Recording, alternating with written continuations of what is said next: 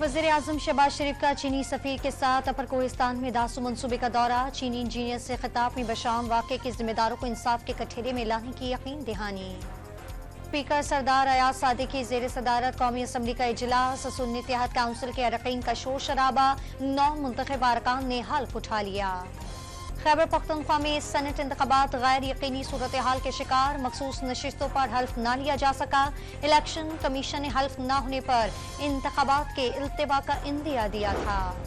बानी PTI और बुशरा बीबी को बड़ा अदालती रिलीफ। इस्लामाबाद हाई कोर्ट ने तोशाखाना केस में सजा मुअत्तल कर दी। अपील ईद के बाद मुकर्रर की जाएगी। चीफ जस्टिस के रिमार्क्स। सुप्रीम कोर्ट ने 6 जजेस के खत के मामले पर आज खुद नोटिस ले लिया। चीफ जस्टिस के सरबराही में 7 रुकनी लार्जर बेंच तश्कील। बुध को दिन 11:30 बजे समाप्त होगी। इलेक्शन कमीशन ने आसफा भुट्टो जरदारी की कामयाबी का नोटिफिकेशन जारी कर दिया। पीपल्स पार्टी की रहनुमा NA 207 नवाब शाह से बिला मुकाबला कामयाब करार पाई। लाहौर में खातून को मुबैना तौर पर हिरासा और थप्पड़ मारने वाले रिक्शा ड्राइवर गिरफ्तार। मुलजिम खातून का मोबाइल फोन भी छीनकर फरार हो गया था।